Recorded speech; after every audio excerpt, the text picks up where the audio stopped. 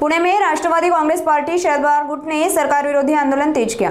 इस मौके पर शहराध्यक्ष प्रशांत जगताप ने भाजपा पर हमला बोलते हुए कहा कि भाजपा अपराधियों का पक्ष लेती है। आगे उन्होंने कहा कि सोनम वांगचुक ने अंतर्राष्ट्रीय मेडल जीतकर देश का नाम विश्व मानचित्र पर चमकाया, लेकिन वही वांगचुक जिन्होंने नरेंद्र मोदी के कार्यकाल में चीन द्वारा हजारों हेक्टेयर भूमि जब्त किए जाने का मामला उजागर किया, आज देशद्रोह के आरोप में जोधपुर जेल में है।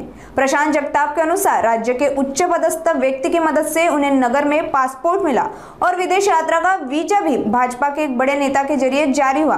शहराध्यक्ष ने यह भी कहा कि भाजपा अपराधियों को संरक्षण देने का कार्य कर रही है। अब देखना होगा कि जगताप के इस बयान पर भाजपा आखिर क्या पलटवार करेगी। दोन्ही गोष्टी अशा आहेत की एक ठिकाणी सोनम वांगचुक ज्यांनी या देशाची सेवा केली, आंतरराष्ट्रीय मेडल्स मिळवले, या देशाचं नाव जगामध्ये नका या ठिकाणी जगाच्या नकाशावर जाऊन पोहोचवलं, कारण की हेच वांगचुक आहेत ज्यांनी भारतीय सैन्याची सुद्धा काळजी घेतली आणि हेच वांगचुक आहेत ज्यांनी नरेंद्र मोदींच्या काळामध्ये चायनाने आपली हजारो हेक्टर जमीन नका बळकावली, अशा प्रकारचं सत्य उघडकीस आणलं।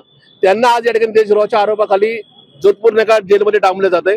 दुसरीकडे घायवळ सारखे गुन्हेगार पुण्यातल्या केंद्रीय मंत्री असतील, पुण्यातल्या आमदार खासदारांच्या जीवावर या ठिकाणी परदेशामध्ये पळून जातात। आमचा थेट आरोप आहे राज्यात घटनात्मक पदावर बसणारी एक व्यक्ती आहे ज्यांच्या मदतीमुळे नगर जिल्ह्यामध्ये त्यांना पासपोर्ट मिळाला आणि आज लंडनचा विजा म्हणजे सुद्धा परदेशातला विजा सुद्धा भाजपच्या एका बड्या घटनात्मक पदावर बसणाऱ्या राज्यातल्या नेत्यामुळे मिळाला आहे। त्याच्यामुळे नरेंद्र मोदी एकीकडे सोनम वांगचुक सारख्या नका माणसाला, देशभक्ताला नका या ठिकाणी जेलमध्ये डांबतय आणि देवेंद्र फडणवीस जे राज्याचे आज मुख्यमंत्री आहेत, राज्याचे गृहमंत्री आहेत, त्यांच्या काळामध्ये एका गुन्हेगाराला राजरोसपणाने पासपोर्ट मिळतो, परदेशात पळून जाण्यासाठी व्हिसा मिळतो।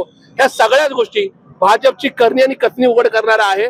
भाजप हे गुन्हेगारांचा पक्ष होता, आहे आणि उद्या सुद्धा राहील सुद्धा वस्तुस्थिती। आणि म्हणून पुणेकरांच्या, महाराष्ट्रातल्या लोकांच्या डोळ्यामध्ये अंजन घालण्यासाठी, त्यांचे डोळे उघडण्यासाठी हे नका आंदोलन आहे। मी नगरच्या एका नेत्याचं नाव घेतलं, कुठल्या नेत्या ज्याचं निलेश राज्यामध्ये घटनात्मक पदावर बसणारी एक व्यक्ती आहे ज्यांच्या घायवळांचे खूप जवळच्या नका निकटचे संबंध, त्यांचा प्रचार सुद्धा या ठिकाणी घायवळांनी केलेला होता।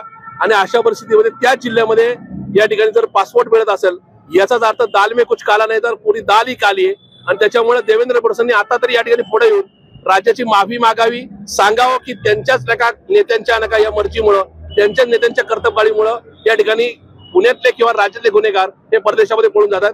त्याच्यामुळे ह्या सगळ्या गोष्टी भाजप गुन्हेगारांना अभय देत आहे, हे अधोरेखित करणार आहे। एका केंद्रीय मंत्र्यांचा उल्लेख केला पुण्यात, असं आहे की एक केंद्रीय मंत्री स्वतःच्या ऑफिसमधल्या मुलाला मारहाण झाली म्हणून गजानन मारणेंना त्या ठिकाणी जेलमध्ये डांबण्यासाठी अहोरात्र नका कष्ट घेत आहेत आणि तेच नका मंत्री या ठिकाणी राज्यातल्या आपल्या एका भाजपच्या नेत्याला मदत करण्यासाठी पुण्यामध्ये जर नका गप्प बसायची भूमिका घेतात, याचाच अर्थ त्यांना गुंडांना राजाश्रय द्यायचा आहे, त्यांना हे पुणे या ठिकाणी गुन्हेगारांचं शहर करायचं हे निश्चित आहे।